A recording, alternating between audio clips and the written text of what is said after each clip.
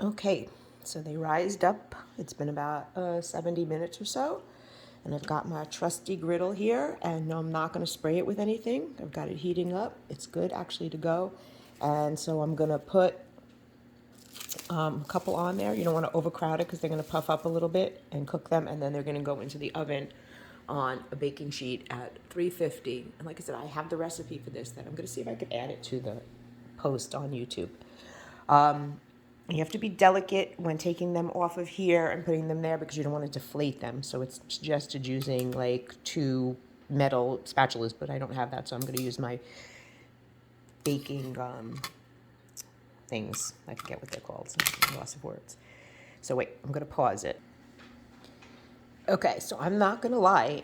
It was hard to get them on there. It's very, very sticky dough. I've made English muffins before, and they weren't quite this sticky. You were able to handle them with your hands.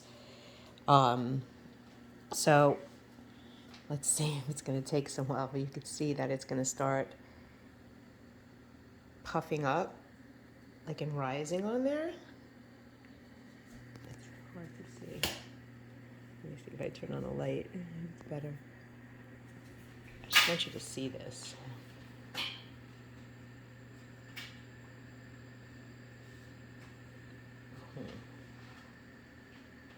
I have my temperature pretty low.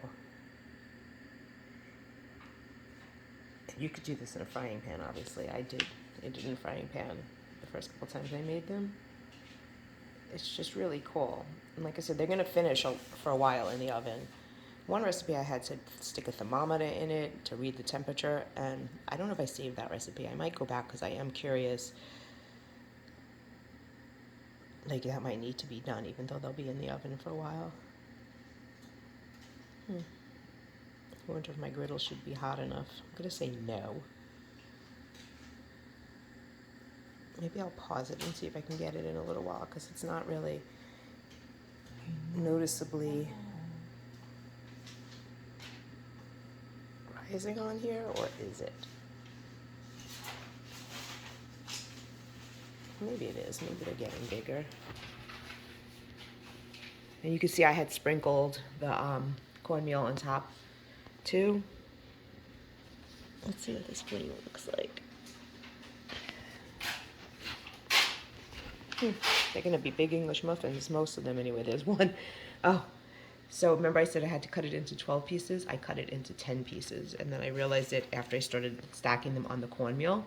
So it's not like you could redo it. So I attempted to like redo it. I pieced together 3 pieces that I cut off of other ones. And I'm glad I did because some of these are huge. And it's like, wow, they're really big English muffins. But they wouldn't have been quite as big had I followed, if I had done 12. So there's 11. And the 11th one is the tiny one in the middle there. The rest of them are all about the same size. So I can't count. I'm going to pause it again because this is turning into a long video. And I'm going to see maybe like when I flip it, you'll be able to see the difference. Because it's almost like the way pancakes kind of rise. Okay, pause. Okay, so you can see they definitely got puffier. And let's see if I can... So you can see it's going to like rise kind of like a pancake almost.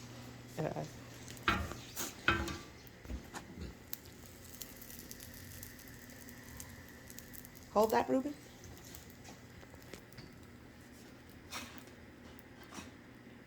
They're still super sticky on top. And so it's still very hard. Yeah, that one, you can see that one rising up. See it? See? Because it's a little uneven there. Look, see how much they rose? You can totally see how much they rose. And a giant size English muffins. Partially, I guess, because I messed up and did 11 that wouldn't have made instead of much 12. of a difference. Right, but the 2 more would have made a difference. 2 more like normal size, they would have been a little bit smaller. But who cares if they're like, bigger than average? So there you have English muffins. And so I'm going to cook them until they're... Just don't. I might flip that Just one be again. careful. So, and you could see the shape, the way they have like the Thomases, like the way you're supposed to poke the fork right in the middle there. So that's why, because they're so big and thick, that's why they have to go in the oven also. So they finish cooking inside. Don't mess with them because they'll deflate. This one you did first. Yes, So try to go I in know, the same I know. order. And then you see I have the rest of them here covered, keep them covered. And so that's it. So even though I have a recipe and this isn't my recipe, I thought you guys would be interested in seeing like the procedure, because English muffins are like, you know, when you read the directions, it's like, oh my God, you know, like, but it's not. It's really not that big of a deal. It's a little time consuming, I guess, but it's not that big of a deal. I've got my sous chef here telling me what to do. But I think sometimes when you see like a video or see somebody else do it, it just makes it easier. Don't touch, you'll deflate. Your father, the sous chef. Okay, so that's it, English muffins. I will take another gonna one to burn see the me. nooks and crannies later. Bye.